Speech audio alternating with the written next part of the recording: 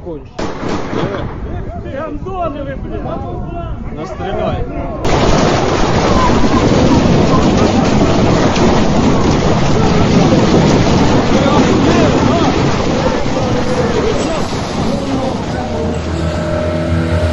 Okay, let's put in some research and figure out what's happening. Why would Putin go through such extreme sort of lengths to cause such backlash? Убежден, такое естественное и необходимое самоочищение общества только укрепит нашу страну. Basically, the stories are saying that he's jumping into Ukraine just because he wants to push back NATO. He doesn't want Ukraine to be a part of NATO and get into Russia, and he wants to push away the Western world. I had a hunch that can't be his reasoning. Like, Putin's much smarter than that. Like, he's not going to do it over simple, like, you know, a ego contest on having a bigger country and world domination. He's much smarter than that. And I searched up, like, does Ukraine have any sort of resources? And apparently it's like one of like the second largest lithium sort of mining. It has the second largest gas reserves after Russia. So apparently, I can't confirm for sure, but it has a lot of valuable resources. I think that's even more important. Not only how big it is, like Ukraine is like the biggest country in Europe. It's massive.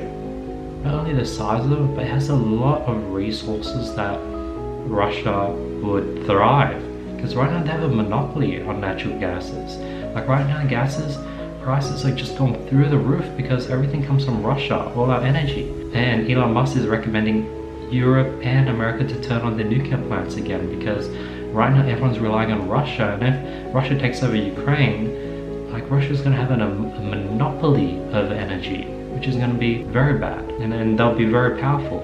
But I do think it's dangerous, and it's pretty scary how people sort of have forgotten about this whole incident. It's been 3 weeks now and everyone's sort of moved on. Everyone's dealing with their own problems. In Australia, like, people are just dealing with their own problems in Australia. So that's sort of my thoughts on the whole Ukraine situation. Like, I don't want to not think about it and focus on what's going on in my world, but at the same time I don't want to get desensitized to what's going on. Like, what happens if it happens in Australia? Like, I'd hope that people across the world would be showing care and love towards us, and hence I really was like, okay, let's put in some research and figure out what's happening, because I want to be able to have empathy and sympathy for what's going on there. It's horrible. Like, the videos are just so shocking. All the bombings, it's insane. They're just tearing down buildings. In the videos it looks like the buildings are empty and people have evacuated, hopefully, but yeah, I can't believe that's happening today, in today's time, where people are just bombing cities. It's crazy.